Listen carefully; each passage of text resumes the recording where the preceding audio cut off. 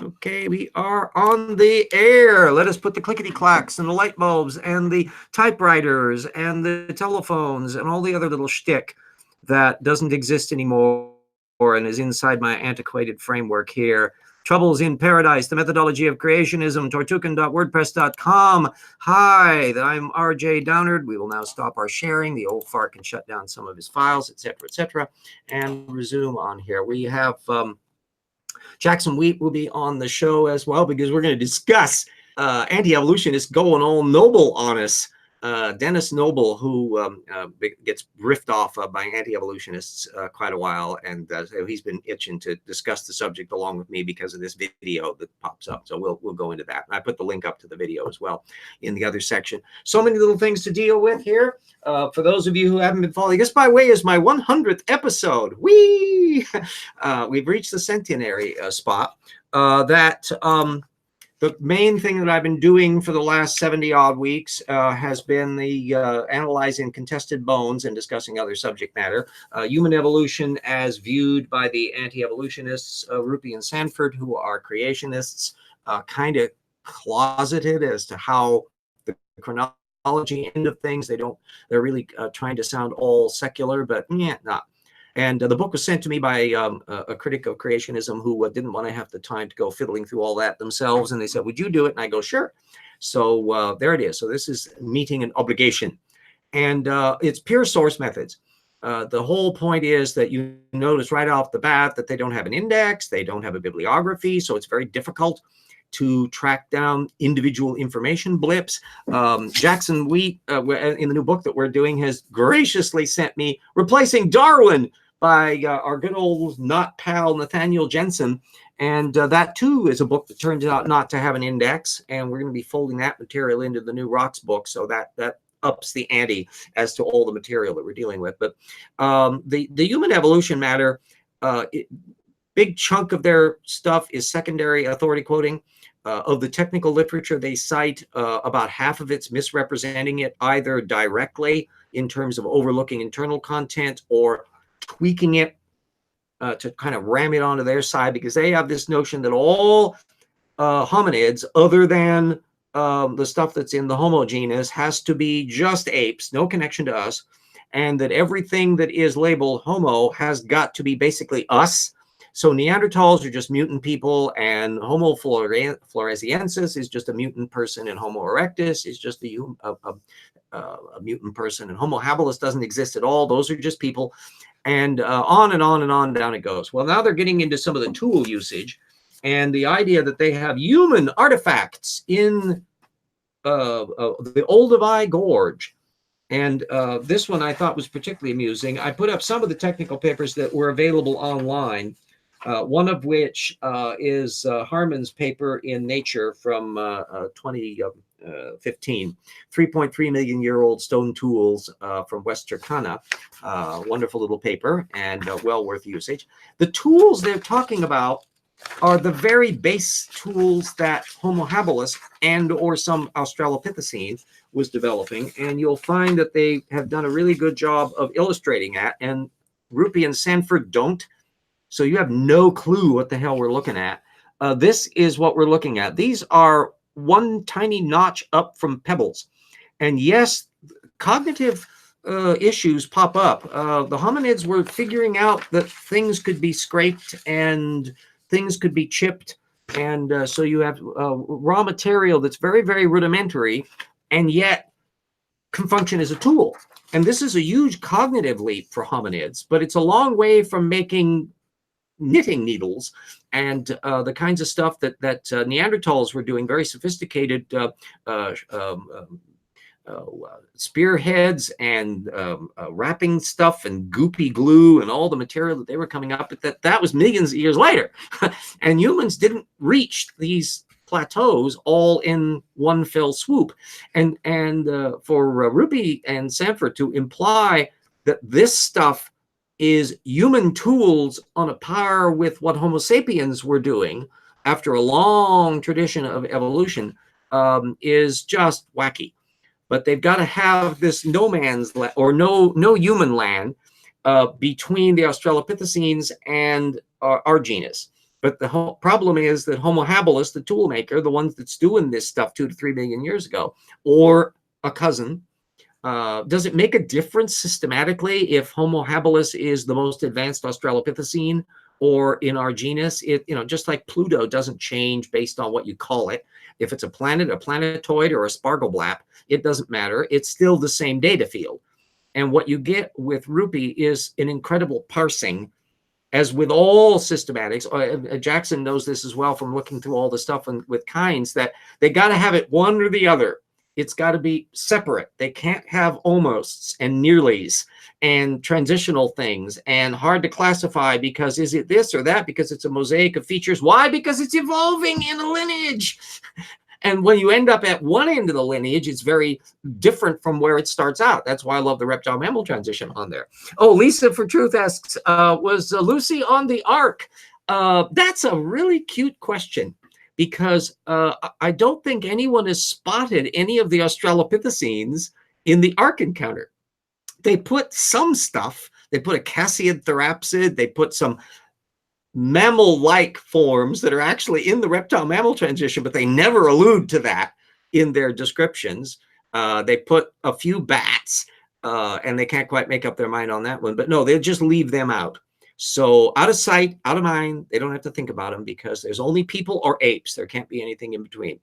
And it's one would really love to have an actually accurate ark built that would actually have to work out just exactly the number of animals, and then a working segment of it with the actual animals there shitting and urinating and attempting to eat each other, or try to persuade them not to devour one another. I guess they would have to have a miracle there. So I suppose you could defang the snakes or do something like that, try to figure all that kind of stuff.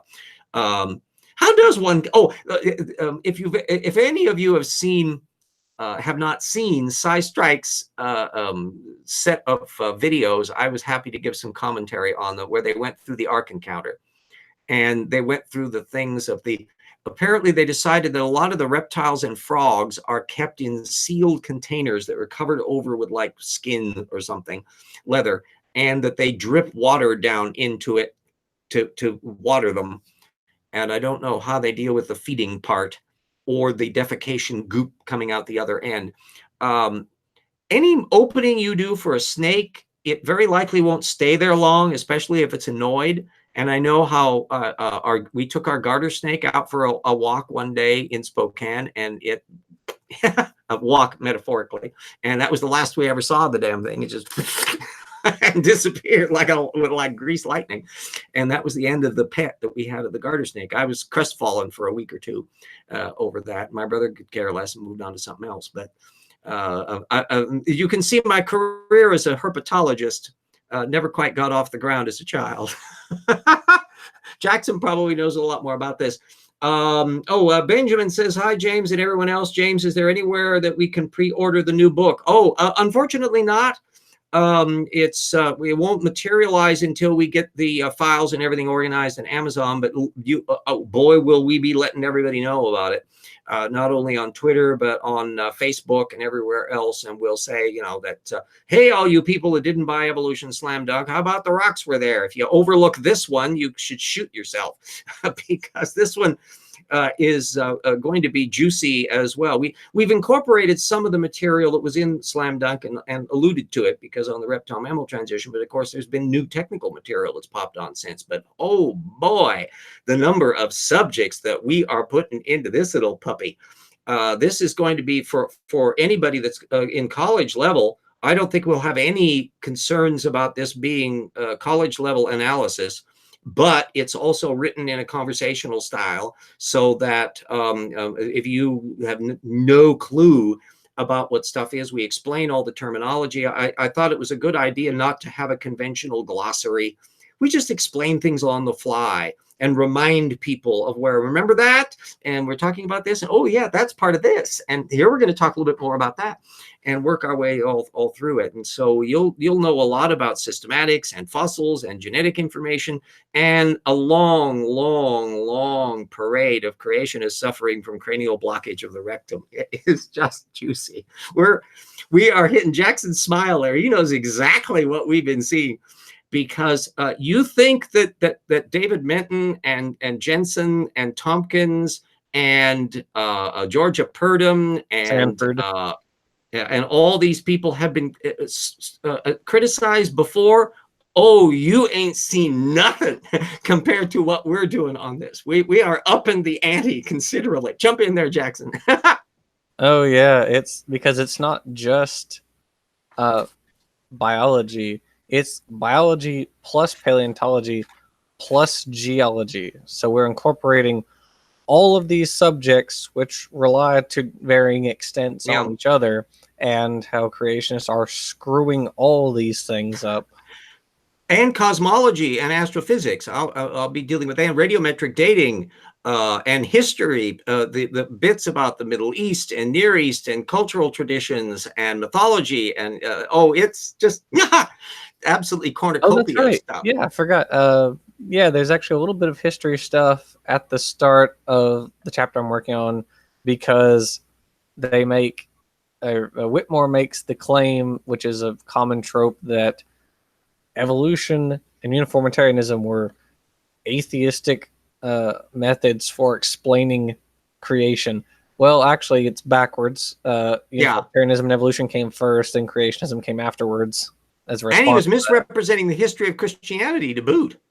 That was he was applying a level of uniformity in the history that simply isn't true. So there's we'll be alluding to Bart Ehrman and others that have been talking about the various lost Christianities and all the dynamic mess that was going on in the early area of Christianity. And it was a thing. This was an issue that I spotted when I started doing the TIP project years ago. And good gravy, you were like a little teeny kid in the 1990s. That shows you how far back this thing was going. And I didn't finish up the other connection. It was only in the last 5 years or so that the other feature of physically measuring their source base put everything into focus on the other end of it. But I spotted the fact that creationists make terrible historians. They just get it really wrong a lot. And that was a clue to what was going on, or rather not going on, in their heads when they're approaching data field. And since I come from a historical background, not a scientific background, my BA is in history. So I'm one of these anal retentive people that can read the footnotes and not have my eyes glaze over, which is not something that everybody does. They go, oh, those are just the sources down here. Oh, no, that's the meat. That's where the rubber hits the road. And that skill set, when I began to look through how Dinesh D'Souza or Philip Johnson, or you're seeing with Whitmore or these others, that they're just really doing a cartoon version of the past. And it doesn't matter whether they're the young earth creationists that are just kind of going, squeezing everything into that flood frame, or the intelligent designers who accept the chronology and they don't really put much detail into it. So they're terribly reliant on secondary sources. Oh, Puffaluffagus, you are one of my new supporters on Patreon. Hello. And as is Nana, I've been asked to watch Dinesh's movie. Would you be interested in doing a Pelagia sci-type debunk of it? Oh, you got me on board. Oh, yeah. I would be absolutely delightful on that. Hit me up on whatever structure we want to do on that, because Dinesh is, from a methodological point of view, an absolute gold mine of misrepresentation. And if it's the one that he did on either the Big Lie or the one that he did after that, I think either one of those, I will probably. Wasn't that one on abortion? That was he's done a book since Big Lie. I can't remember what the hell that one is. Fall of a Nation or something like that, where he is railing on and about the terrible Democrats and their history of being slaveholders and racists and evil people, and Republicans are all fond of virtue. I'll probably want to check, because it's virtually certain those are available in the public library. I've got enough things on my plate that I didn't make it a high priority. But what we would want to do for that, Puff, I'll want to check the books out and start checking up on some of the little detailed material so that we can have a good, proper analysis on it. But oh yeah, that's count me in on that, Buckaroo. Source methods is the universal toolkit. And even though Dinesh is not an anti-evolutionist per se, although he's cozied up occasionally to them, he is a climate science denialist. But methodologically, he and Ken Ham are no different in terms of their approach to data field. They're terribly reliant on secondary sources. They have conclusion first, facts only when convenient. They will scavenge around, often for secondary sources. I did a little chat with Jackson a ways back on his channel where we were talking about Dinesh and abortion, Margaret Sanger, eugenics, and those issues. And Dinesh made the terrible mistake of putting an excerpt from his Big Lie book up on Breitbart. That told you a lot right there. Breitbart is Culture Camp Wacky Central. So the very fact that he is associated with that group is telling you a lot about the context. That's Alex Jones's group. Yeah, yeah. Anyway, well, Breitbart's Bannon, Steve Bannon. He was the one that founded that. That's and right. So yeah. That's Dinesh isn't nearly as wacky as Alex Jones, but it's difficult to do that and have a functioning brainstem. I mean, this is Jones is in his own little universe, but Dinesh put this excerpt up. It was only a few pages long and it had only 6 references in it. So that was a real easy peasy thing to analyze. And right off the bat, I spotted that 2 of the source references are flat out wrong. So the non-existent Margaret Sanger quote and the, I can't remember the name of the guy now that wrote it, co-wrote it, the Applied Eugenics book from 1919, who turned out, Dinesh maybe didn't even realize that the guy ended up as one of the gurus for James Dobson's focus on the family. And so he didn't realize the background. He's all trying to castigate these eugenicists and all that, and not realizing, excuse me, he comes in on the creationist side of things. You know, you really ought to pay attention to what happens after people. You get a fascinating world. But yeah, you count me in on that, Puff. And I think if you don't have my email, link me up on Twitter or somewhere, and I'll make sure that I got the contacts on that. And yeah, I'm in. Okay.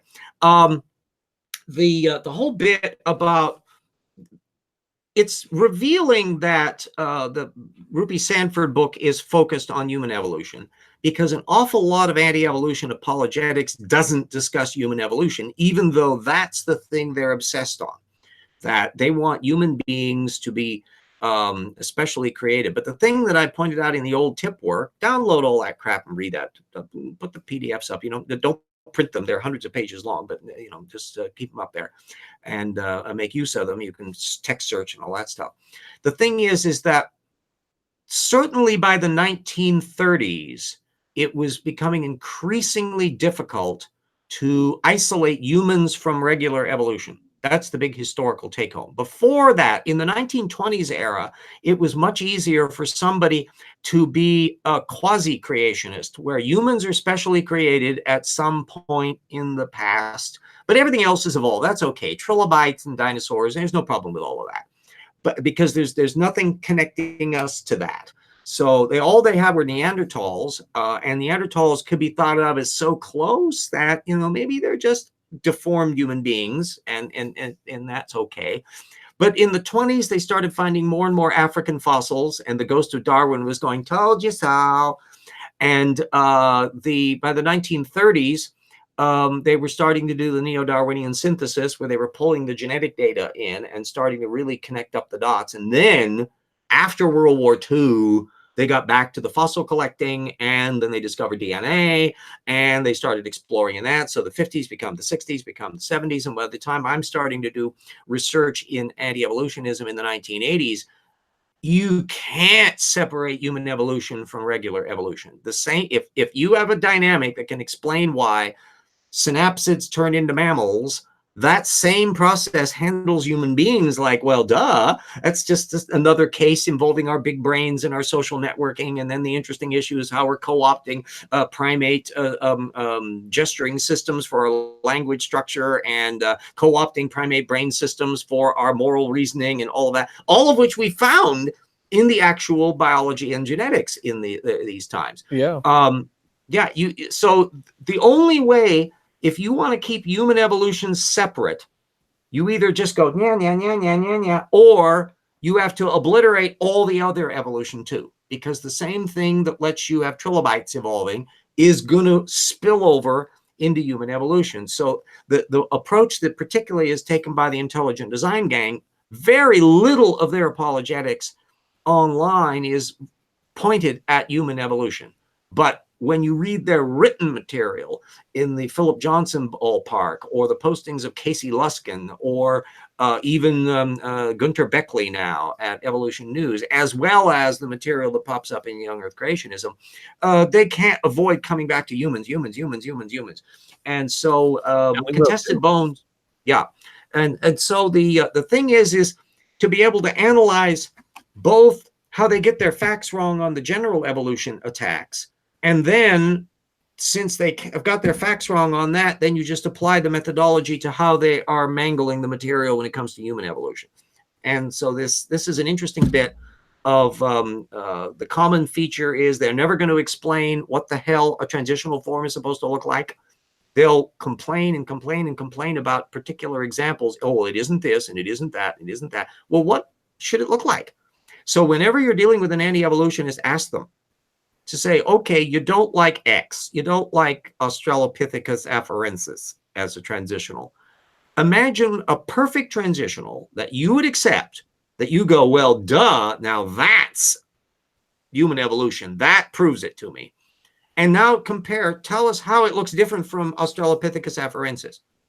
Same thing for Archaeopteryx, same thing for Tiktaalik, same thing for Probanognathids, same thing for Spicomyrmids, same thing for Pikaia and basal chordates. Doesn't matter. What would you accept? You're going to get the deer in the headlight moment, and they're going to not answer your question, and they're going to jump back to their little mantras because they literally cannot conceptualize. That's why we never get them writing it, because they can't imagine a transitional form. They don't allow. That's impossible in principle to them. So it's got to be something they can poke holes in so that they can go, see, there's no transitionals, no transitionals, no transitionals. But you'll never get them to explain what they would accept. This goes all the way back through the entire anti-evolution literature. I don't know of any counterexamples. That's a pattern. That Sarfati article on Paragocetus that you linked me to the other day. I had a creationist because I read through it and it's all garbage, and I commented that, and a creationist said, "Well, clearly, maybe not clearly, it is probably Paragocetus is either an otter or a beaver." And so I went to the original technical paper and said, it has an astragalus like artiodactyls. It has teeth like cetaceans. It has this like the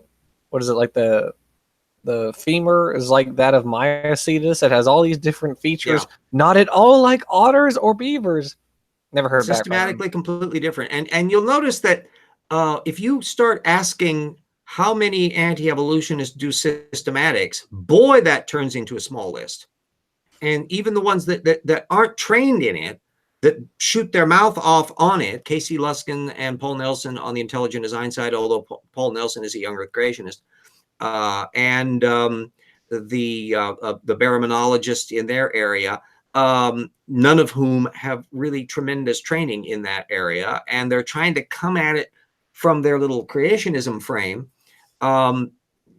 They never specify what features really are diagnostic, and they don't look at the biology. The moment anybody who has been at all familiar with systematics work, when you start getting into the really deep part of it, they're going overboard in explaining what the biology does and how this muscle attached to this one, and that in order to get from this feature to that feature, this particular muscle had to develop here, and that means that the neurological systems that are connected up to it had to have evolved here, and so this brain system must have been doing this, and here's the genetic information on that particular brain system. You get all of these intricate interconnections in the real science literature, and then it's just puffery over in the creationism side. It's like night and day.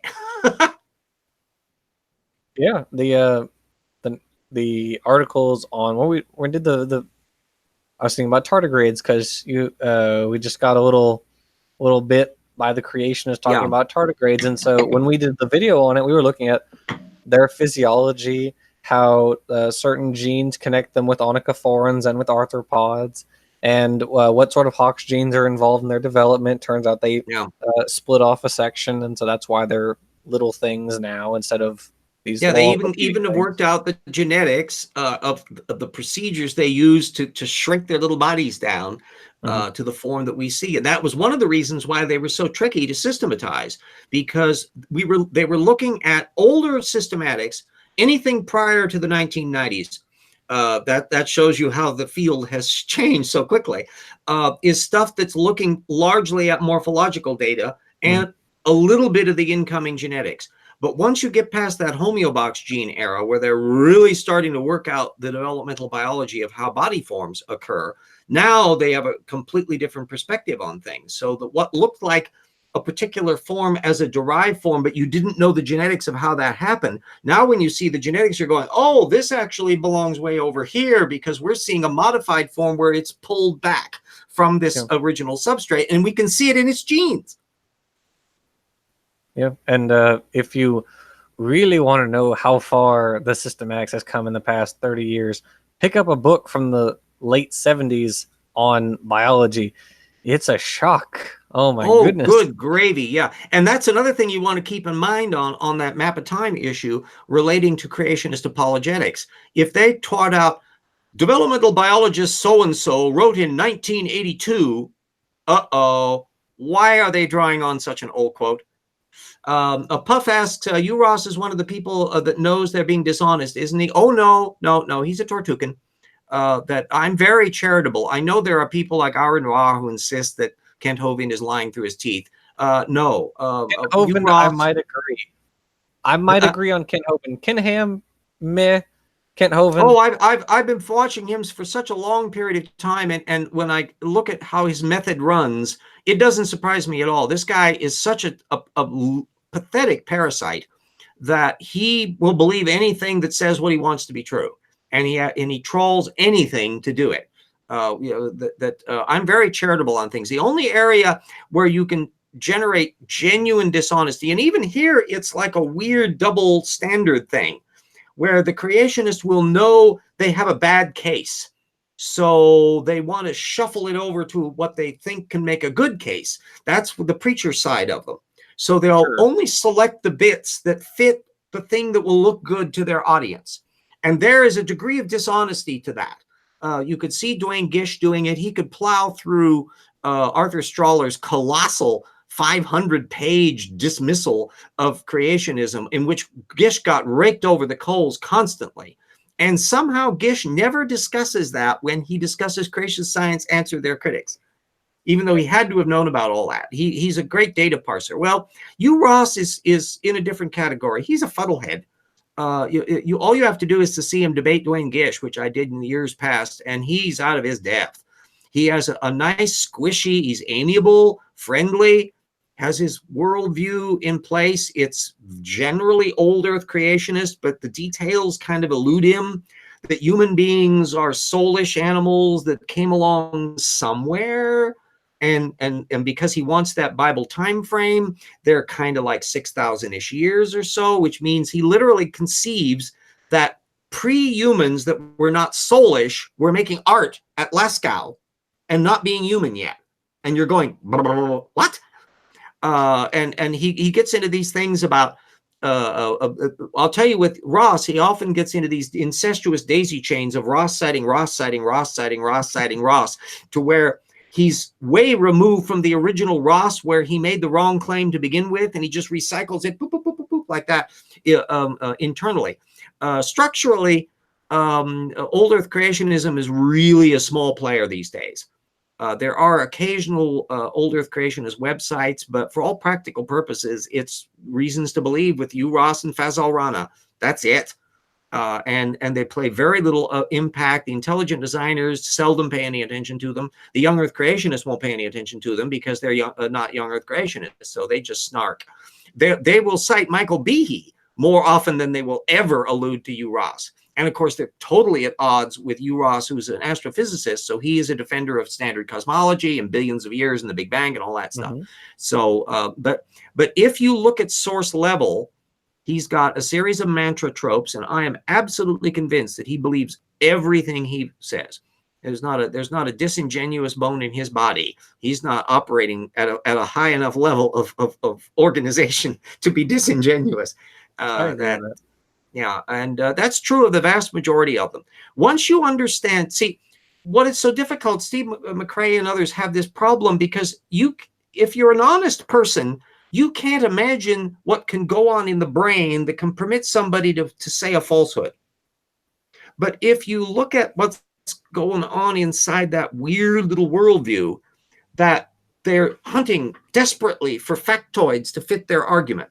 That's why the flat earthers, although they're the extreme instance of belief, that their methodology is the same one that we find all the way across these other spectrums. They're just looking at a particularly weird set of data field, but it's that over-reliance on secondary sources that they don't fact check. It's not relying on a very narrow set of apologists who screw things up for them, and they never fact check them, that only pay attention to tiny amounts of the data field. Remember, there's only 60 fact claimants in all of anti-evolutionism, and they're only paying attention to about 10% of the data field. Well, if you can't make stupid out of that kind of parsing, you have no talent. And then you get to the fact that the map of time issue, what did they think happened? Literally, this is a 100% failure rate. So just as a flat earther can't really conceptualize what they think happened with stellar movements, and we both interacted with flat earthers in many contexts to that, to where that you just can't get them to think about that. Well, it's on my channel. Yeah, it's exactly the same phenomenon when we're dealing with anti-evolutionists. It's just a different data field. So you just can't get them to do that. Michael Shermer encountered the same thing with an Australian Holocaust denier, where there was a revealing passage, and I think I quoted it in one of the old tip chapters, 5 or 6, where they said, we tried for a half an hour to pin this guy down on what he would accept as evidence. And that is exactly the same phenomenon that you're seeing with the flat earther, what you're seeing with the young earth creationist. So the reason why I don't think Kent Hovind is typically lying on stuff is because I know his source base. He slavishly copies stuff from people who say what he wants to be true. And so he was just doing it in that one little video that I had been called into, where he was modern day hysteria's latest debate between Kent Hovind and somebody else. As usual, everything starts late. Yeah. And Destiny, yeah. And Destiny did a pretty good job. He isn't up on the source methods aspect, which is a problem. But he did pretty good on the fly. But one of the ones that popped up that I had to do some research on was this damn quote on oh gosh, it suddenly disappeared out of my head. The lunar recession one? Yeah, lunar recession material. Yeah, that 1994 paper. That in and of itself was a clue. Why is he citing a 1994 paper when it's 2019? Have they done work since? Oh, yeah. And so the whole point is to remember that in the 1990s, they were just starting to grapple with the issue of impact producing the moon, the new model, not the lunar accretion model in a nebular hypothesis or captured satellite model, which had been the old form of what the moon was doing. So all the calculations on recession rate were presuming what kind of model you were dealing with. And that one turned the collision and impact model proved to be the one that resolves the problem. And he's done stuff since, which probably Kent never bothered to look at. I'm sure he never read the original paper. And so I started doing some Googling, and I'm figuring, okay, he's a parasitical citer. And finally, he even mentioned what page number it was on. When I looked online, this thing got cited a lot, but almost never to page number. It floats around as a quote mine. Well, somebody who has the page number, guess who? Walt Brown in his book. Remember, Kent Hovind steals from Walt Brown pathologically. So he just nicked this quote out from Walt Brown, his household oracle, never bothers to fact check it, never bothers to read other works by the same author over the 20 years since then. And whoop, that's how his brain works. It's real easy for him. And even as we know from the shrinking sun argument, even when you present material to him, he just doubles down. He's very Trumpian. You want to understand how Donald Trump does what he does? Look at Kent Hovind. You want to understand how Kent Hovind does what he does? Look at Donald Trump. Oh, Jackson's got to go. He'll be back in a few minutes, though. So, Lisa, get some questions in here. Yes, and now it says flat earthers are idiots. Ding! Yeah, but they're methodologically extremely useful. Lisa, for truth, where did the YEC morons come from? Oh, that's a fun historical lesson. I cover a lot of that in the creationism chapter in the new tip on the origins of young earth creationism, and also in old tip in the historical elements there. The deep roots come from a Seventh-day Adventism, and that goes way back to the Millerites. There was an apocalyptic group in the 19th century, the Millerites, who a guy decided he figured out the exact date of the end of the earth. And so they go up on the mountain, they sell all their belongings and so forth. And needless to say, spoiler alert, the earth didn't end. And he then did some recalculations and came up with a new date, and they did the same thing again. And spoiler alert, the earth didn't end. And by that time, some of the believers are really starting to go, I think this guy is not right. They managed to go with him that long, though. And a lot of the Millerites, which were from upstate New York, which was the Southern California of the 19th century. That's where the Seventh-day, not only the Adventists come from, but also the spiritualist movement and Mormonism. All of that's upstate New York wacky in the 1830s and 40s. Anyway, bunches of the Millerites eventually formed the Adventists. And Ellen White, in the turn of the 20th century, had a vision where God came down and showed her, or an angel, the vision of the flood, and she basically jump-started the modern notions of flood geology, which was that all that geological stuff was actually the flood. And a guy, George McCready Price, who was an Adventist, was one of the big point men on that in the 1920s and 30s, and he lived all the way down into the 1950s. And his stuff and people coagulating around that in the nascent creationism movement eventually inspired Henry Morris, who is the one that actually founded, with a bunch of other like-minded people, the creation science movement in the 1960s and 70s. And it really started to jumpstart in the 1980s when they were getting powerful enough that they were getting legislation passed, and these slammed into the Supreme Court in the 1980s. Justice Scalia wrote a stupid dissent favoring kind of the creationist position on there. And I put a discussion of that in tip 1.6 up in the the new tip modules. So see reasons why I have got all this stuff. Download this stuff, read it. And then the intelligent design movement started coming along as a creationism light, or a counterpart to that, in the 1990s. But now they're in more of a symbiotic relationship, as we can see, as more and more of them cross over with one another. And then in the 1990s, you get Answers in Genesis popping up with Ken Ham. So a lot of this stuff is relatively recent. And the dogmas of flood geology are actually younger than calling long distance on a telephone. That can put it, and flying airplanes. That's how recent it is. Older style, the notion of the flood was kind of vague in pre-18th century thinking, and the age of the earth, all of that chronology stuff was largely peripheral. I'm past half of the minute, so let me put up my obligatory thank you note and call for patrons, and give some shout outs to the newer ones on the field, because we've got a couple new patrons who showed up along with Puffalophagus.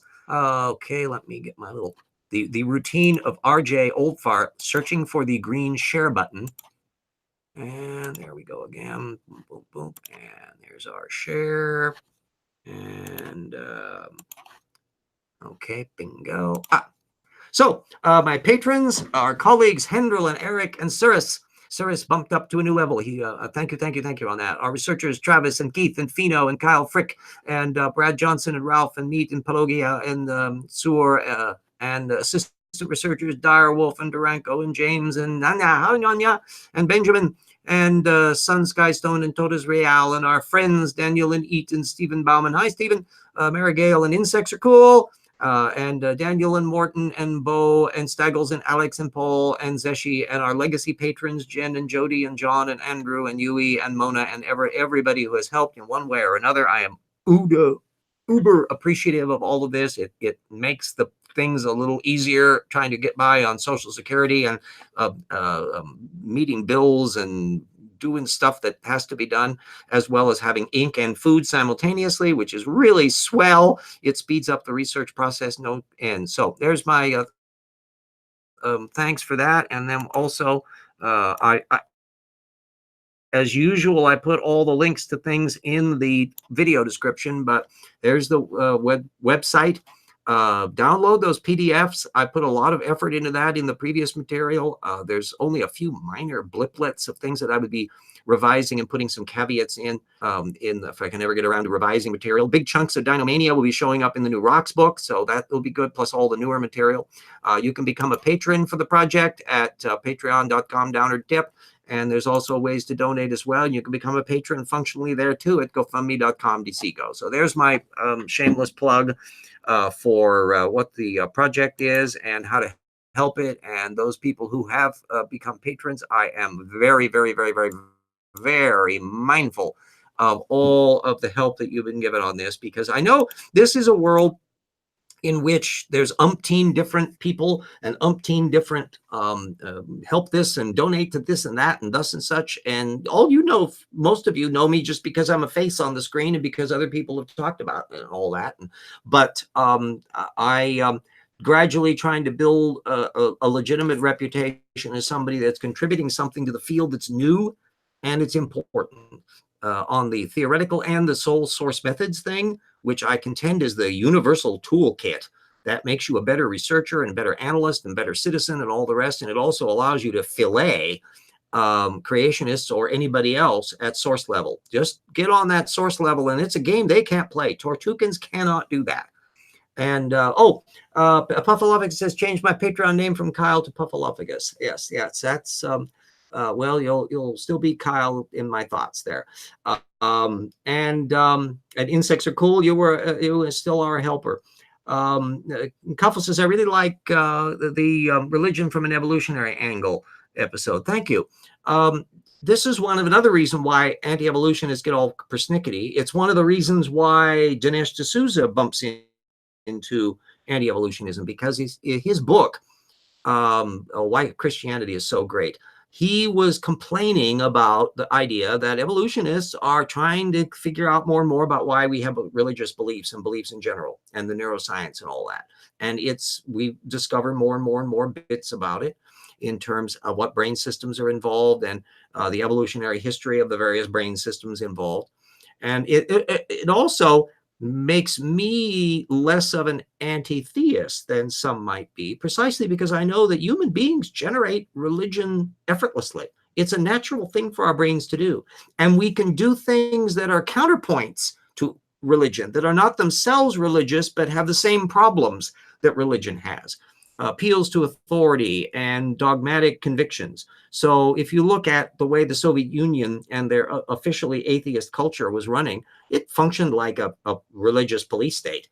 And the dynamics of it, maybe no coincidence that Stalin was a choir boy and came up through the Russian church, that they picked up a lot of things. So ways of thinking can be independent of the content. And one of the whole points about source methods analysis is you separate out content from structure. So you can see it's a way of meta-analysis that you can look at not merely the data you pay attention to. And there's always three layers going on here. There is the philosophical one, and in the evolution issue, it's God or matter and all that kind of stuff, materialism, methodological naturalism. Those are philosophical positions. But there's the big data floor. That's all that genetics and fossil material and geology and stuff that we talk about. And then below that is source methods. What sources are you relying on? Do you check them for accuracy? Do you make a point of working out your model carefully and try to document it to get sufficient evidence arguments? That's below the data floor. And way too many critics of not just creationism, but other areas of woo, or in political realms certainly, aren't doing a clear methodological approach. And I would say it benefits everybody to really require that. I think in modern education, Jackson, who hopefully will step back in before our show is over, but we actually alluded to a bit of it in the new book, how current education theory is paying much closer attention to the framing and structuring of things, and to deal with how you can overcome people's uncertainties about things by the way that you approach them, because we have particular mental blocks to something. For one thing, throwing data floor at people generally just causes them to circle the wagons. It actually reinforces them, and they go even stiffer into their dogmatism. And so you have to find ways to provoke thought, to have them start thinking about a thing they didn't think about before. And that's the way through that Tortugan mind shell. Now, full-blown capital T Tortugans have an impenetrable mind shell. You ain't going to get through it no matter what. And to some extent, questions that you will be posing to anti-evolutionists, and you see, if anybody that follows me on Twitter or social media and looks to see how I approach a problem, I'm constantly trying to ascertain their source structure. And in addition to discussing content. So one hand is flipping with the source data, and the other one is dealing with the factual material. And only when necessary do you need to actually elevate up to that philosophical level. You have to make sure those other two are going test. Let's see. Kafai says there's the neuroanatomical variability of religiosity, or what William James called the varieties of religious experience. Yeah, James is a insufferably brilliant guy. And although not perfect in every respect, he was a little, in retrospect, probably more open to psychic research than I would have liked him to have been. But given the nature of the field and how it was just developing during his lifetime, this wasn't surprising. But nonetheless, he was a Jackson's back. I was just extolling the virtues of William James. Most of James's stuff is available to look at, and his essay on belief. Oh gosh, the will to believe. That one's available online in various websites. Read that one. It's a superb essay. I think it was done around like 1905, somewhere around in that period. And he was actually criticizing William Clifford, who is sort of a Carl Sagan-y sort of guy, brilliant physicist who probably would have beaten Einstein to relativity had he not dropped dead. In the 18. Oh, we haven't talked about Nobel yet. Yeah. So 548. Yes. Let's jump back onto that subject, because I know you're itching to talk about it. I'll give a summary of it. I put the Noble has Dennis Noble is a normal scientist. He's not actually an anti-evolutionist, but he gets riffed on a lot by it. And in fact, this particular one that I put the linkage up to was posted by a creationist who obviously thinks Dennis Noble is just destroying evolution. And so he puts this link from this speech that he gave in 2012, which I strongly recommend actually listening to. And the upshot of it is that Noble was reacting to the new information, and Noble's an old fart like me. He was reacting to the new information that gene duplications are very rampant, and there are all sorts of epigenetic phenomena that can go on to select out things. And he was mistakenly conceptualizing that as mutations aren't random, and that mutations are, well, just not random. And for that, he just solves it. Well, no. Ultimately, a gene duplication generates a duplicate, and eventually random mutations turn it into new functions. And this stuff it happens more rapidly because you're skipping a step, because you don't have to come up with a gene out of nowhere. You're modifying existing material and transforming it into a new context.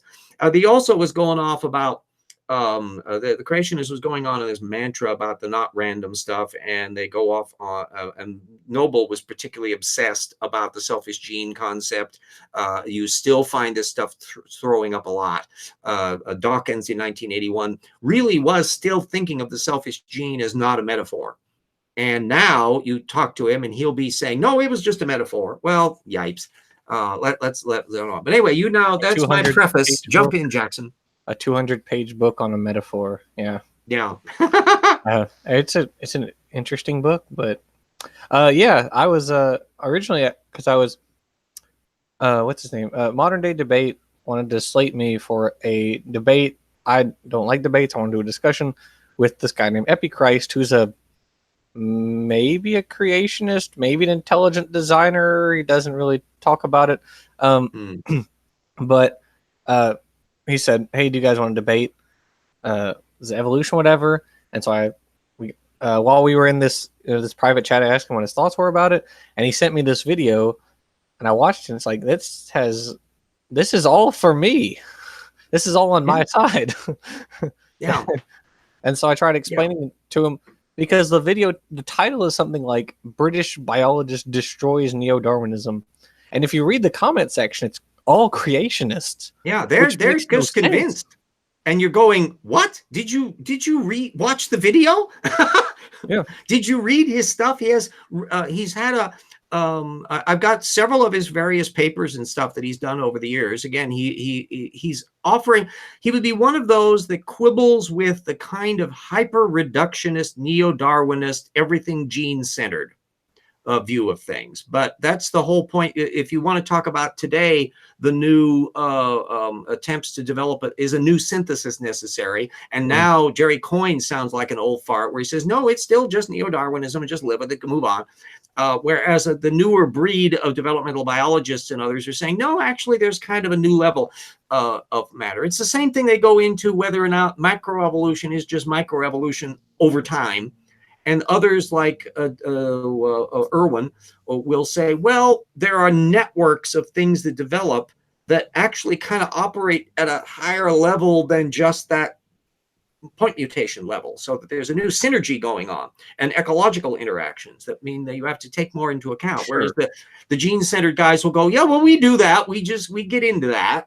But it's still ultimately point mutations going on in the DNA, right, even if it's in a duplication. So it is mainly just a different perspective as to what you want to deal with. And the proof of it is which models are making productive work. And it turns out both approaches work, that you can come at it purely from a very microevolutionary direction and make headway and figure stuff out. And you can come at it from a little bit higher level and then diving down into the technical literature. And that's where they are interacting. But boy, Nobel was not dissing natural common descent, which is the thing they try to use Darwinism as a surrogate for. I think if you don't... Oh, I'm sorry. Oh, and that's one of the reasons why I got a little bit of pushback on it from not Daniel Dennett, somebody else. Curmudgeon or something on a website where they got into a discussion about the video I did about where I say we should define for our discussions with creationists, move off of the change in allele frequency over time definition, which is perfectly valid. But creationists can skittle around that.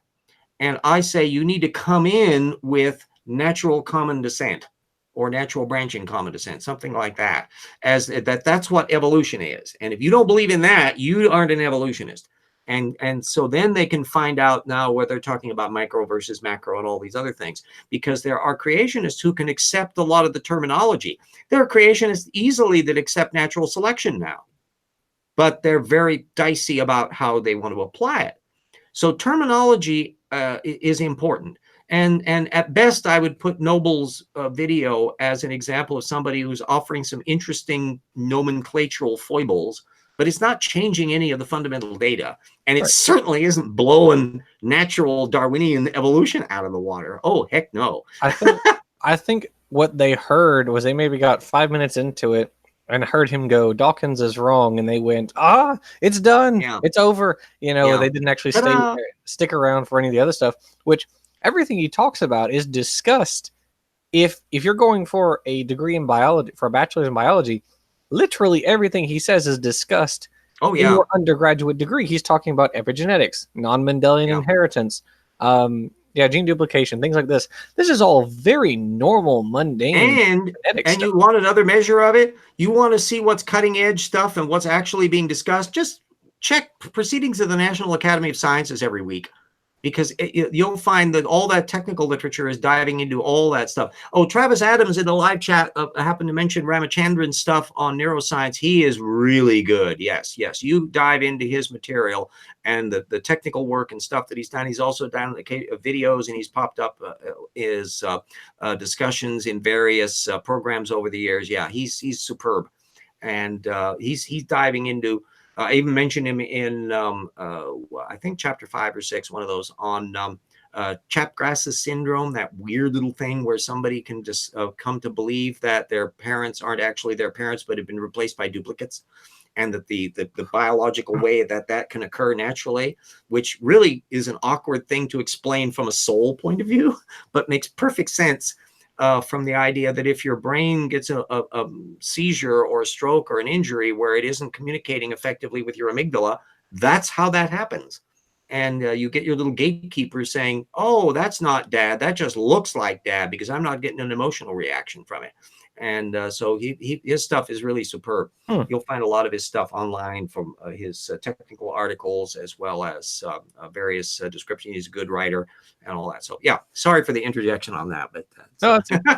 But yeah, the bottom line is that the video is not anti-evolutionist in any way. Neither is Noble, and there's no reason for the video to be pushed by creationists or intelligent designers as though it is. Yeah, use all of these as a springboard for subsequent research. For one thing, and I was just reminding Jackson of this before we went on the air about the cardinal rule: never trust a creationist to get the facts straight, no matter what they put forward, because they're so bad and so sloppy and so ideologically motivated that if it looks too good to be true, wow, regular biologist is saying Darwinism is wrong.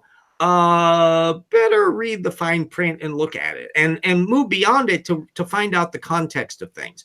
You can look up Dennis Noble and find out he's got a Wikipedia page devoted to him, and you can find out his technical work. I've got quite a few references from him in my bibliography that pops up, which didn't come up because anti-evolutionists were waving him, although they do.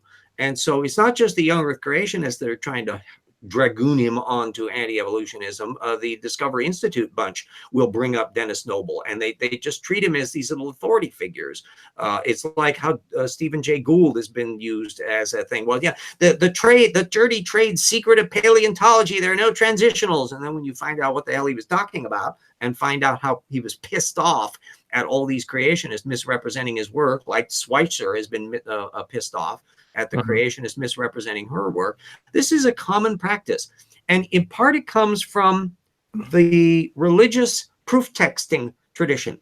I don't know whether or not the same thing occurs so much in Hinduism or other cultures, but it certainly works in the Judeo-Christian Islamic God of Abraham culture, to where you prove something by the holy book that says the thing. And now debate's done. You have a proof text. So thus saith Isaiah, boop, shut up. And of course you have holy wars over how you interpret the supposedly perfect text that is so plain and clear, but that's a different kettle of fish. Well, that same mentality has gotten transferred over to other issues. So somebody will say, oh, thus spake Stephen Jay Gould on fossils. He said this in 1977. It therefore proves that this is a fraud.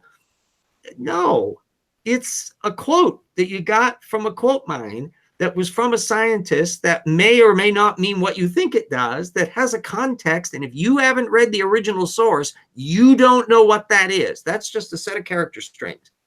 And again, that goes right back to that lesson of the source methods that my historiography teacher, Professor Barnes, beat into me, and all of us students: never confuse a primary with a secondary source. And what you're doing with proof texting is over-reliance on a secondary source. It's terrible ways of doing reasoning. Cafe, you're speaking on Terence McKenna's stoned ape hypothesis next week and the science relative to psychedelically induced mysticism. Am I?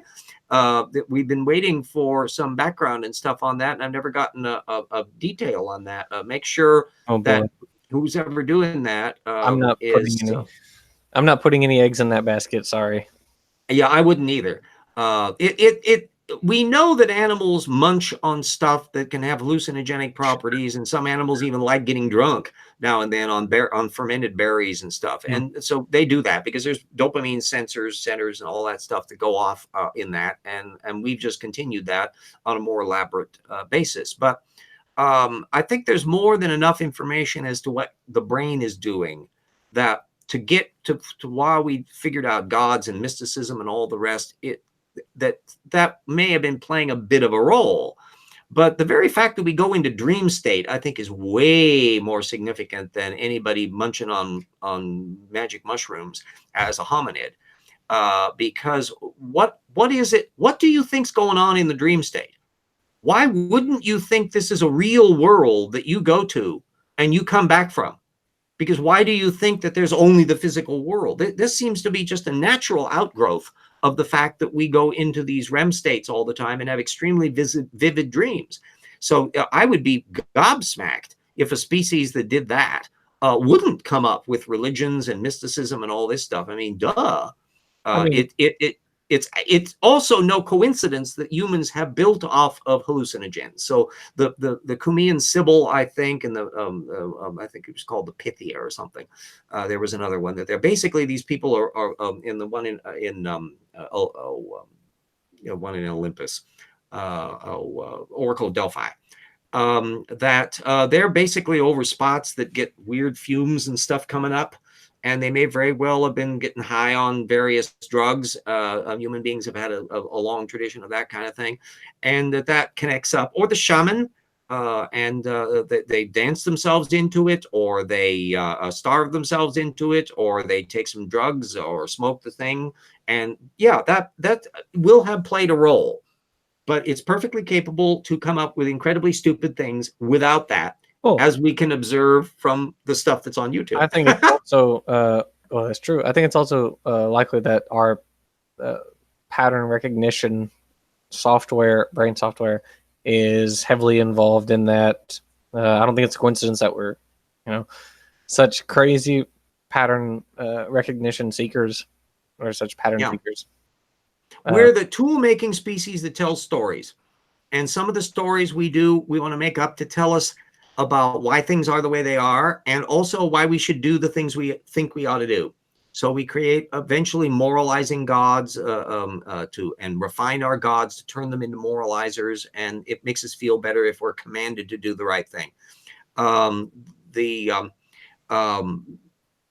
This is a whole fascinating area that is really an ongoing area of scientific research. And we've made enormous strides on trying to figure out brain systems and stuff and going on in that. So I don't think that's ever going to stop on it. But everyone should really dive into the neuroscience aspect. Puff brought up Kant Hovind and the stellar synthesis thing, and that it is a legitimate point that in order for there to be us, there had to be planetary systems. And so if you want to look at it in that context, a contingent feature of organic organisms like us is that there shall have been all of that nuclear stellar synthesis to produce the components and supernovas to make solar systems and so forth and so on. And then only planetary systems that have the suitable ingredients are going to be potential platforms for life. But that also means something else, that you can't have intelligent life in the universe up until you have planetary systems with the stuff that can have natural life. And we're actually probably among the older planets in that regard. So you can't have beings that are 7 billion years old, for example, because there wouldn't have been any solar systems old enough for them to have got the mark on that. And that can knock into a cocked hat some of the notions that some people may have about the universe. So the idea that there could be intelligent life 2 billion years after the Big Bang, no, ain't gonna work. So anyway, there we go. We're slightly past the hour. Let's look over to see if there's any other questions. Ovesta says, as a young teenager, saw a flock of ducks that had gone into fermented grains. Nothing funnier. Yeah, animals do that, and it's a fascinating tradition. And there was a healthy aspect to drinking damn beer and the like. You want to drink the water? That was way less healthy for them up until relatively recent periods. Fermenting stuff and creating whiskey and other things where they boiled away any problems, that was actually probably better for you than drinking water. Well, I mean, heck, it's not surprising that 6,000 years ago is also when we were making the Sumerians were inventing alcohol, yeah. And so there's once we figured out how to do that stuff, once we got grains out of the way, or any kinds of rice and others, every culture immediately tried to figure out ways to make it into alcohol. And almost all the grains are developed, even that weird mead stuff. I think I had a glass of mead once, and I never wanted to have another glass of it. It's honey based. alcohol and bleh. There was actually one of the episodes of BBC's Walking with Beasts. I think it's the first episode. A horse eats some, or like a little Hyracotherium eats some fermented grapes and it can't run straight, so it gets killed by Gastornis, the big terror bird. So. Yeah, so it'll be an interesting discussion, but yeah, give me a swing through on the linkage onto that, because I knew that there was a discussion that we wanted to have one of those quite a ways, but there was never a date put forward, I think, on it, and so I've just been kind of up in the air about that discussion of psychedelics and that. There's so much going on in our human frame. One thing I've mentioned in other contexts is the idea that neurasthenia. Cafe asks, have you come across the perennial philosophy? I'm not sure. The name doesn't ring a bell. I may know it under some other terminology, but or if that's a person, I don't know about that one. Anyway, the interesting issue, and I alluded to it, I think, in chapter 5 of the old tip, is about that neurasthenia issue. I think neurasthenia, synesthesia, where you see in one sensory modality something else. So you can actually, some people will see colors when they hear sounds and other things like that. And more recently, there's been work that's been identifying that the reason why that occurs is because the brain systems that are involved in those things are real close to one another, and they can get into crosstalk. And it occurred to me that our tendency is to think that that's kind of an odd malfunction. But remember, highly specialized brain systems are a derived feature. And so it occurred to me, we can't assume that hominids didn't do synesthesia a lot because their brain systems weren't wired the way ours are. So instead of synesthesia being a malfunction, in air quotes, of systems producing a crosstalk where they shouldn't, why can't we see it the other way around? That we have extremely derived brains that have so isolated these cross connections, they don't have cross connections anymore. And so it's very, very well be that Australopithecines saw or heard color mixes with sounds in a way that we would consider very strange if we were to experience it ourselves. But like saying, well, colors when you see numbers appear, but they didn't have any written numbers. So there would have been a whole bunch of connections that might not even trigger because they didn't have the stimulus that produced them. So that's one issue that would come in. And I think that would probably play a role in trying to ferret out to what extent psychedelic experiences or others may have played a role in aspects of our cultural development over the years. Well, so I think that pretty well covers all of that. And Brian says Facebook is more toxic than Twitter. Quite an accomplishment. I don't do a hell of a lot on Facebook. Kafai says, Nim, I'm on the panel with RJ next week. I'm just curious. Well, shoot me information about the dates and the timing exactly on that so that I know, so that RJ knows where RJ is supposed to be on that.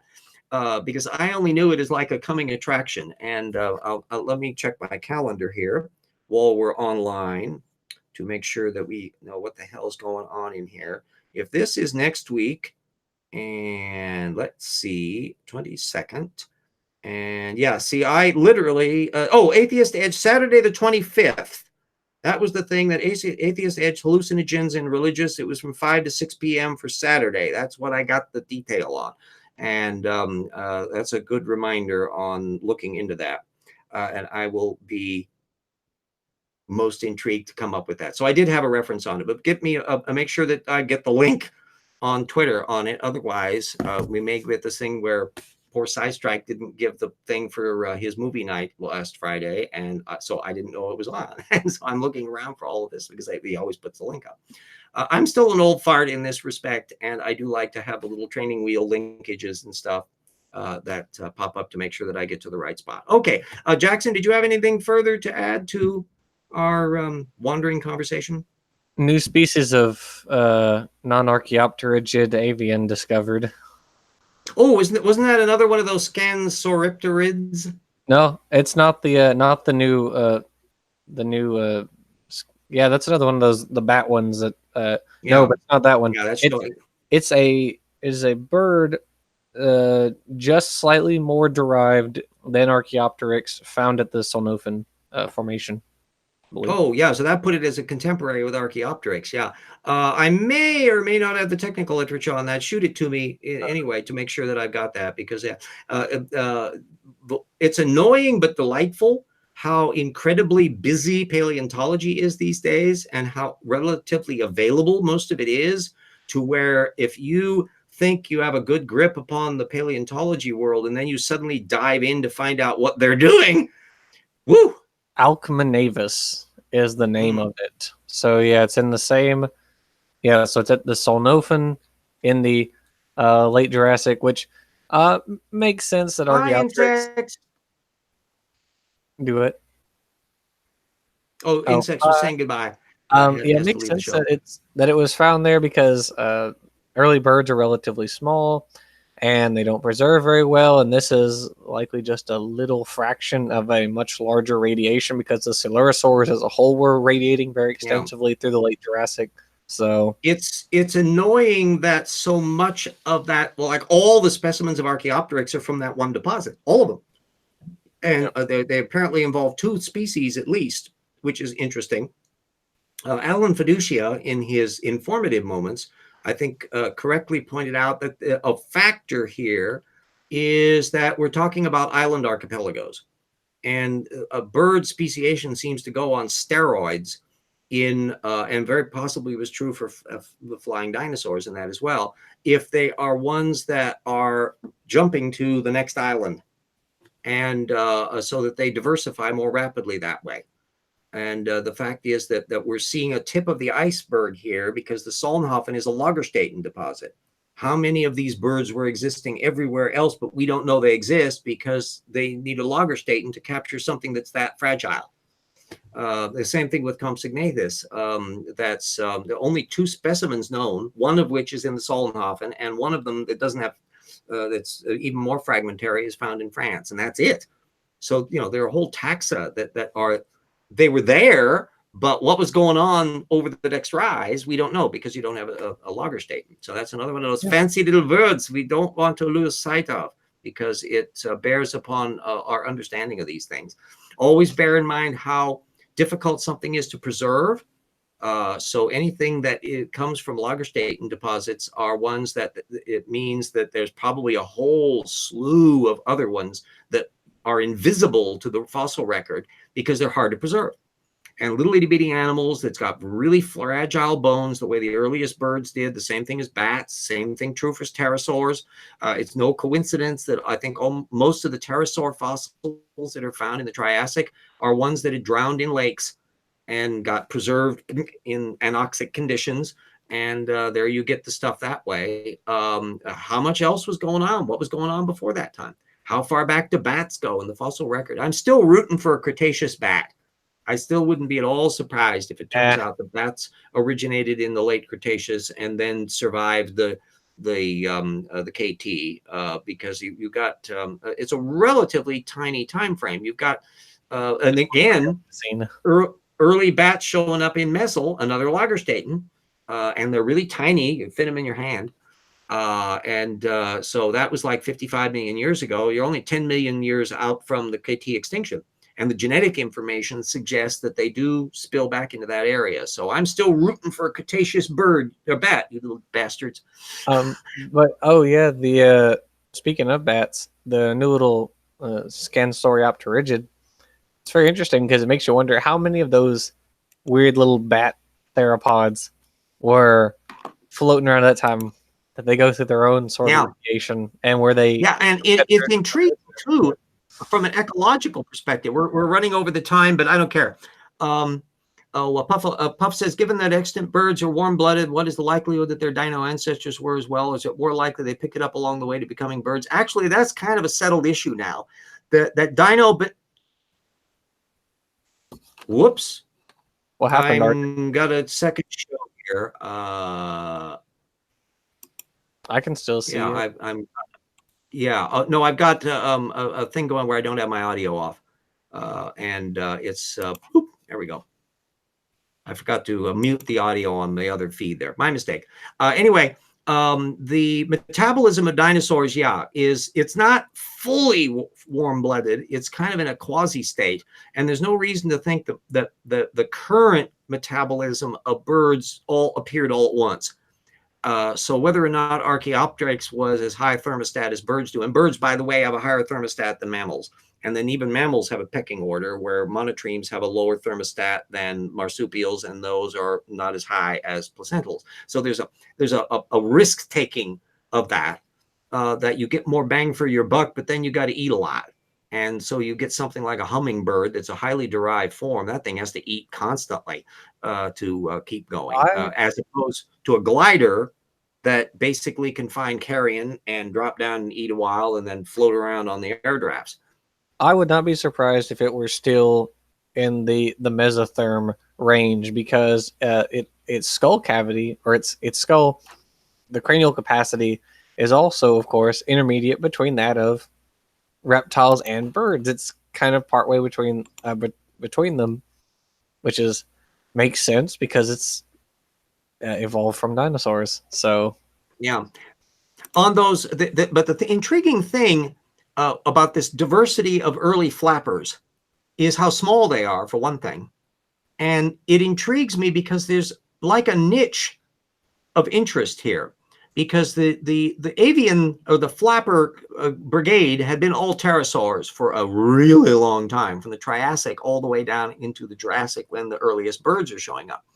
And if you've got this cusp, the interesting detail is why birds took off and none of the others did, or did they? We've got the enantiornithines that are the opposite birds. They have a different shoulder blade structure, so they're not on the regular bird line, but they were the dominant birds for the Mesozoic. The regular ornithines that are showing up in the later Mesozoic are nonetheless relatively minor players on this field. And then you're getting all these little weird feathered dinosaurs and stuff. Is that what were the pterosaurs doing? The pterosaurs are being pushed into a giant oversized glider mode, and the smaller ones become relatively rare. And so I think a paleoecologist is just itching to figure out why that's the case. Are you actually having competition between small flappers to where the birds are driving the pterosaurs out of the field, or have the pterosaurs kind of shifted mode, opening up a niche that the birds start exploiting? And then what are these little bat-like weird forms? And if you've got bat-like dinosaurs, maybe we're not at all awkward to imagine the bat-like developing also among some of these little mammals in some of these weird little ecological mixes that are going on. As the climate shifting, it's becoming more conventional. We're starting to see monocot grasses. We got all this spread of angiosperms. You've got such an interesting ecological shift that's going on before the big KT extinction. And I think these little flappers are giving us some little clues to a really interesting ecological shift that's going on, that went on under the radar because everybody's looking at the big flashy asteroid coming in and all the big catastrophe stuff, and not seeing the micro details of how the ecological system is shifting. And I think that's going to be an area that I'll be interested to see what happens as they start fitting all of these things into the scheme of things. Yeah, it got a Yi Key, which was the first one, got a brief mention in Darren Nash's book. Was it the rise of dinosaurs? No, Dinosaurs: How They Lived and Evolved. And then in Brusat's book on the rise and fall of the dinosaurs, I don't believe they got mentioned at all. It's very different. We have one anal retentive advantage of being in effect self-published, is that we don't have to go through the slow down process that happens in regular publication, to where typically books that come out have kind of gotten cast in concrete like a couple years before they actually see the bookshelf. Whereas as I did with Slam Dunk and what we're doing on here, we're folding in new material as we speak. So when that thing gets done and when we finally dump it into a finished format, hopefully before the year is out, it's going to be really up to date, and it will have stuff that will be some technical material that will probably be just like weeks before the book appears. We want to be that current and up to date to make sure that it's covering all the That's what I thought when I was reading Slam Dunk. because you were citing material, and I was like, holy crap, when did this book come out? Yeah. Well, I literally had put some of the information in that was just as I was finishing up the text. I go, oh, I got to put that in. That's too neat. I can't skip that part. And because I'm in control of all of my work, I'm able to tackle all of that material and coordinate everything and bloop, bloop, bloop. And we'll be doing all that in this format that we're doing. Then the last thing we do, once the text is structured, then I'll be going through and formatting it into the same structure that the original the Slam Dunk was in terms of page size and notes and all that and font size and all that. Then we'll be, once that's paginated, then the last thing I'll be doing is generating the master index, which I keep on adding on, make sure that everything will be covered in there. And it'll be even more anal retentive thorough than the indexing that I did for Slam Dunk, where I realized after the fact I didn't actually have an index listing for speciation. How did I miss that? I'm deliberately listing literally every taxa that we discuss along the way as well. I apologize. And of course you. Yeah. Well, I know. Yes, you should be ashamed of yourself, man. You are just a taxa groupie in there. But it was absolutely delightful because, for one thing, when I'm following up on all of that, it's a matter of that leads me to other connections because I'm looking at what systematic level it is, and then there's sometimes I come up, as you already have discovered, there'll be technical literature that neither one of us had really connected up before that comes about from following up on connecting all of those dots. So it's a delightful project. Whether or not it hits the ground running and makes an impact or not, both of us, I think, have been having a delicious time writing it. Absolutely. Yeah. I'm learning a whole lot. Yeah, more systematic stuff, more paleontology stuff. Geology is kind of outside of my area because I'm more on the systematics, and so it's mostly paleontology and biology. It's a fascinating, gratifying. If you have never seen a group who are as fabulously precise in their systematic terminology and as totally disinterested typically in explaining it to outsiders. So if you see a gathering, and there's local geological clubs where the geologists in the area will meet at a bar and talk about latest issues, and a lot of it relates to the Brett's floods and the Columbia basalt and all that. So I often attend these things, and boy, they just go after the French fries have been nibbled on. They will have the guy go up and do their presentation, or the gal, and they will be discussing these things in just gruesomely precise details. And if you aren't up on this stuff, it's just might as well be in Martian. There's no attempt whatsoever to be explanatory for things, and so they'll be talking about the synchroclines and blah blah blah and all that, and the testy terminology on it. So they're an intriguing group, and no lawyer or anybody in any other discipline that uses precise terminology can hold a candle to the geologist for this. Oh yeah, I absolutely agree. I had some difficulty with a few of the papers, and fortunately, that's why we have people like Stephen Bowman. Thank you, Stephen.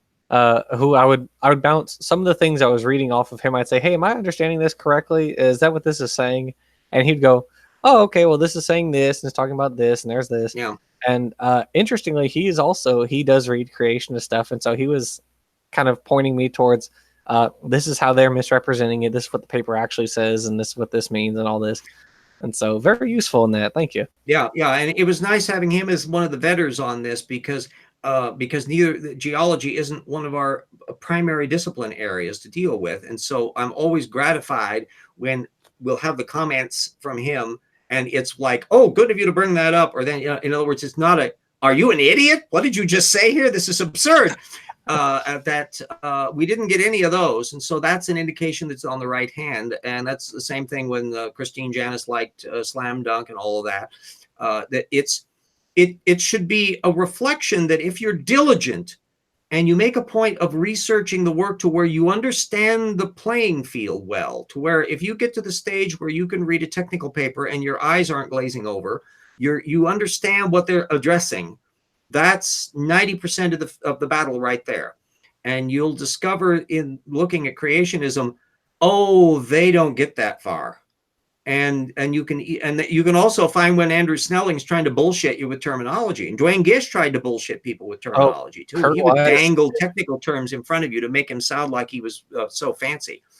Kurt Wise did that in his Floating Forest paper, which just completely blew my mind. I was just utterly fascinated that he conceded the entirety of the Paleozoic flora sequence. He just said, "Yeah, it's true, but not for the reason you think." It's like, what? How exactly is that going to be working with these floating forests? I'll be looking forward to your section on that in the chapter that you're doing. I get the impression that he really doesn't work this past cartoon level. You're right. His what's really intriguing is, so his point with the floating forests is that yes, we did. Oh, we just so happened to predict that these things would be in these certain strata and that it would appear this way. The reason, though, is not because these things diverged from each other through gene duplications, which cause the origin of gymnosperms and all this other stuff. It's because they're more desiccation resistant. Things like the earliest little Cooksonia is this little plant that needs water to reproduce, so it's not very desiccation resistant. That's why we find it first. Then we find gymnosperms later, and then angiosperms. But that doesn't really make any sense. Why would we find angiosperms later? Yeah. And so desiccation resistance is really useful to something in a floating forest where water is everywhere. Well, yeah, and it's I guess, or because it's it's the salt water, because somehow they're turning salt water into fresh water. How that's worked out, he doesn't actually explain. Is that kind of like how rock turns into rock so fast for Snelling? But yeah, it's really strange.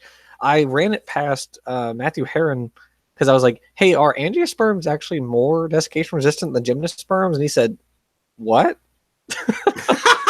That's there you go. Yeah. So good old Wise. And remember, Wise is one of the few creationists that's got a real paleontology degree. He studied under Stephen Jay Gould, although that does not necessarily mean he's going to be any better at reading the biology end than the paleontology side. And of course, he's got his young Earth axe to grind on there. So yeah, I think we're going to be touching on there are people who have not been terribly criticized to date in public, and they won't be able to say that after rocks were there. Oh yeah. Oh, and the same about the flora stratigraphy goes for the faunal stratigraphy. He acknowledges that there are fish, and then eotetrapods, and then tetrapods, and the funny thing is, because they're on the floating forests, it's like they the like Tiktaalik and Ichthyostega and Acanthostega are colonizing the outer edges, which is why they get buried first, and then the reptilian morphs are more towards the center, and then the therapsids are even more toward. Oh dear me, that's an amazing ecological environment. Yeah, those little frisky, along with their highly specialized plant things and all that. Oh yeah, I think that's going to be one of those, like, you're going, oh Kurt, really Kurt. Oh, but it's also funny because he's relying on older the floral stuff is his main point, right? He's not so much just concerned with the fauna. But what's interesting is the phylogeny that he's using to compare what the evolutionists say versus what we should expect with desiccation resistance, and they're about the same in his estimation, is wrong. Because for one thing, he classifies the neophytes with the angiosperms. That's a defunct classification scheme. Yeah. Well, I noticed when even in his earlier writing, he had this tendency to toss off, I think on plant fossils, he listed an example of one that was decades old, as opposed to why aren't you discussing the more recent material? Don't you know? And it's very possible that no, he doesn't. Which is a terrible thing to say. Paleontologists typically keep up with their field. And so they're going to want to pull out every little tiny bliplet in that. But oh yeah, this let everyone know scholarship is a contact sport. Yeah, exactly. It's and today, if you're doing systematics, you have to state up to date on both. Geneticists don't really have to look at the fossils. Paleontologists don't really have to look at genetics. But if you're a systematist, you have to know what both are saying and correlate. And these. it's no That's your coincidence if job. you look like Neil Shubin or any of these people. These people are synergists who are drawing on all the different developmental biology and the genetics and the paleontology and the ecological systems, that the interconnectedness of that. I think Wise is trying to be a one-man band, but he has no instruments. So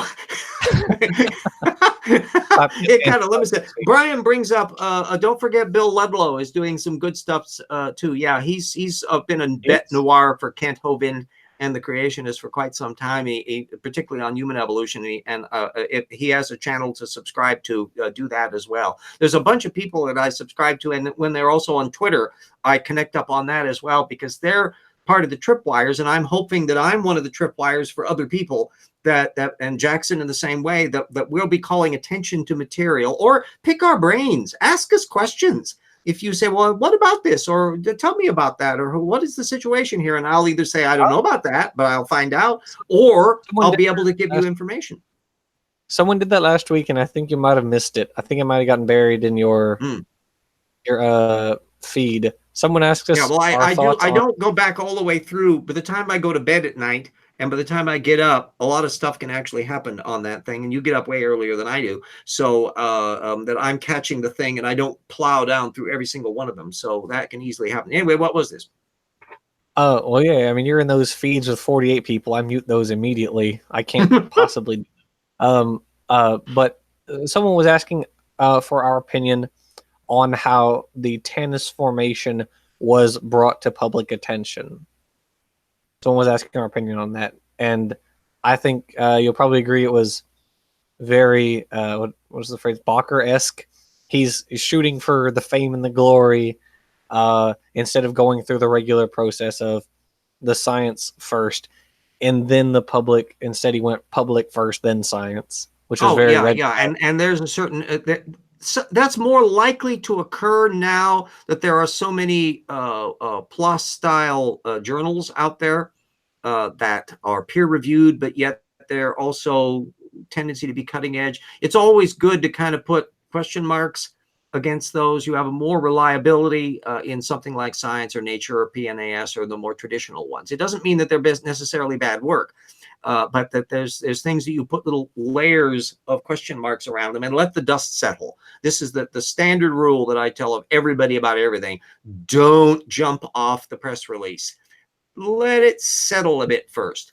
And you, if you're somebody that wants to be somebody that's engaging with anti-evolutionists, bear in mind you eventually get your little radar antenna going, because I'll see papers in PNAS or Science and Nature, and I'll go, that isn't really terribly relevant to my area, but it's just the sort of title that's going to attract the attention of an anti-evolutionist. And so I'll often put it in there. And then a couple of weeks later, along comes the Discovery Institute riffing off of that. I'm going, aha, spotted it. I knew you were going to do that, because they were talking about something a particular way that made it sound like it was a new thing or an unexpected finding or something that really wasn't all that serious within that context.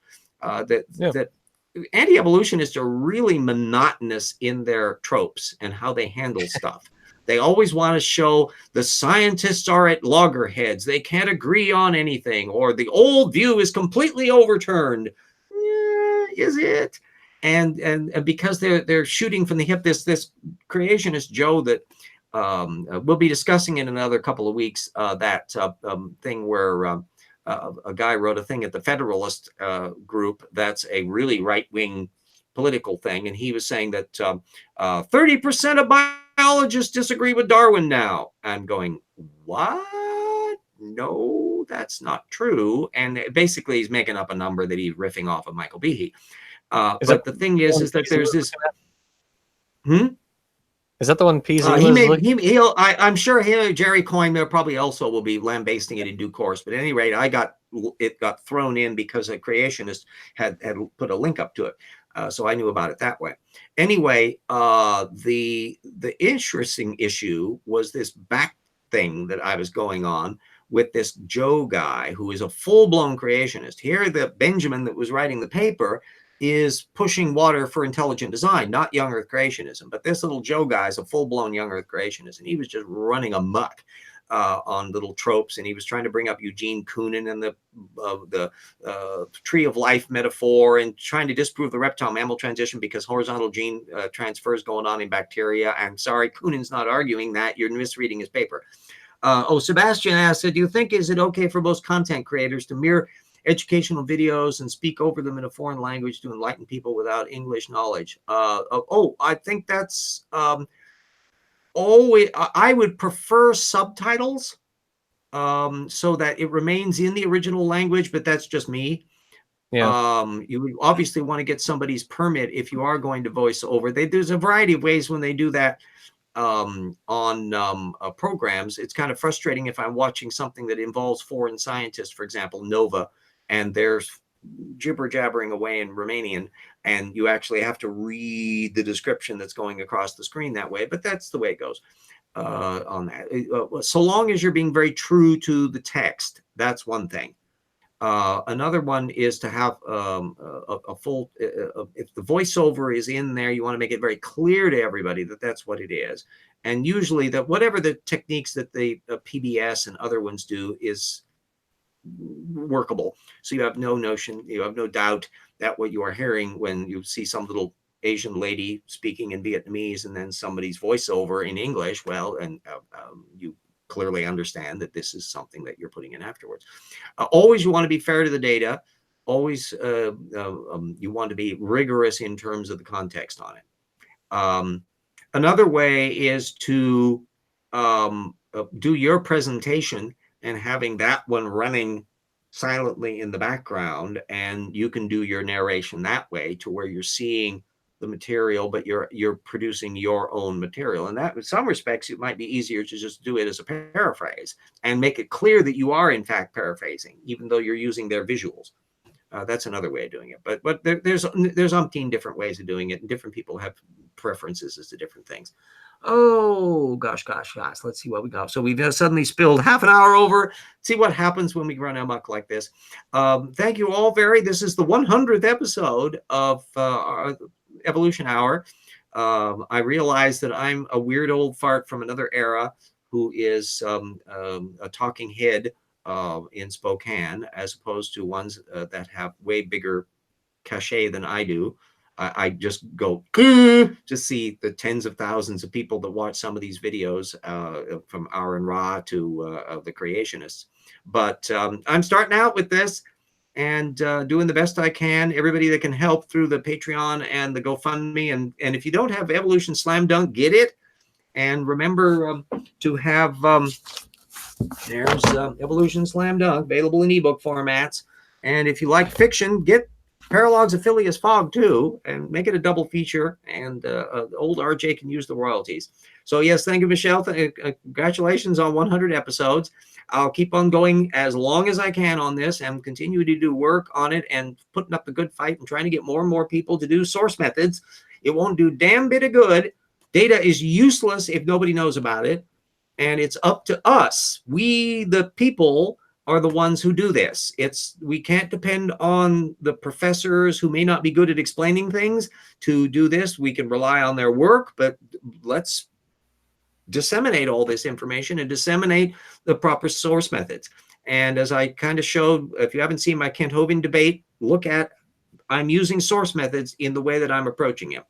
And it was his venue, it was his format, he had his standard debate mode, and I tripped him up.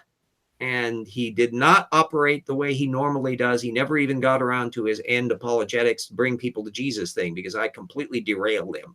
And I was doing it by source methods. So everybody can do that. Everyone can learn how to do that. It's a skill, like riding a bicycle. And it works because source analysis is a game Tortukans cannot play. Their brains literally don't do it.